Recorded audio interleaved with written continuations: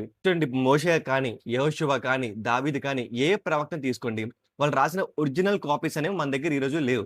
మన దగ్గర ఉన్నవంతా ఏంటంటే copies of copies of copies. అంటే మోషే రాసిన కాపీని అదే ఇశ్రాయేల్‌లో ఇంకొకళ్ళు మళ్ళీ దాన్ని కాపీ చేసి రాయడం, గ్రంథస్థం చేయడం. సో, ఈ చరిత్ర మనం ఇశ్రాయేల్‌లో చూస్తుంటాం. అదే ఆజ్ఞని ఇశ్రాయేల్ కూడా దేవుడు ఒకసారి ఇచ్చాడు. చూడండి కొన్ని రిఫరెన్స్‌లు మీకు చూపిస్తున్నా. ద్వితీయోపదేశకాండం 17, 18 స్పెసిఫిక్‌గా వీళ్ళ యొక్క మెయిన్ ఎజెండా ఏంటంటే బైబిల్‌లో సో, కాపీస్ అనేవి నాశనం అయిపోకుండా తరతరాలకు అందాలని చెప్పి సో, ఇశ్రాయేలీలోనే స్క్రైబ్స్ ఉండేవాళ్ళు. ఈ స్క్రైబ్స్ ఏంటంటే లేఖకులు అంటారు వీళ్ళని. వీళ్ళేం చేయాలంటే ఉన్న ధర్మశాస్త్రాన్ని కాపీ చేసి ముందు తరాలకు అందించాలి. చూడండి ఇవే ఆజ్ఞలు రాజులకు కూడా దేవుడిచ్చాడు. ద్వితీయోపదేశకాండం 17 అధ్యాయం 18 వచనం.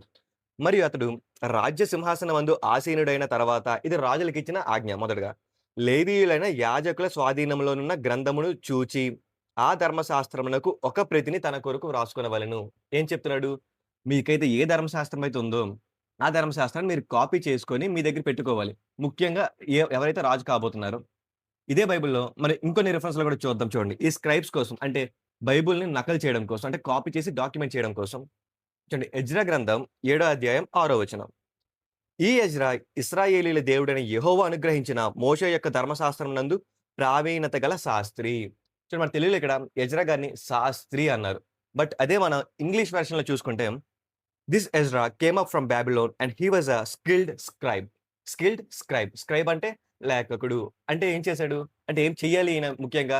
గ్రంథాన్ని ఉపదేశం చేస్తాడు అండ్ ఎట్ ఏ టైమ్ గ్రంథాన్ని లిఖితం కూడా చేస్తాడు. ముందు తరాలకు అందించాలని. ఇది పాత నిబంధనలో చూస్తున్నాం. అయితే ఈ లేఖకుల యొక్క అంశాన్ని మనం కొత్త నిబంధనలో కూడా చూస్తాం. చూడండి యేసుక్రీస్తు వారే స్పెసిఫిక్‌గా వీళ్ళని పిలుస్తుంటాడు చూడండి ఒక సందర్భంలో. మత్తయి సువార్త 23 అధ్యాయం 25 వచనం.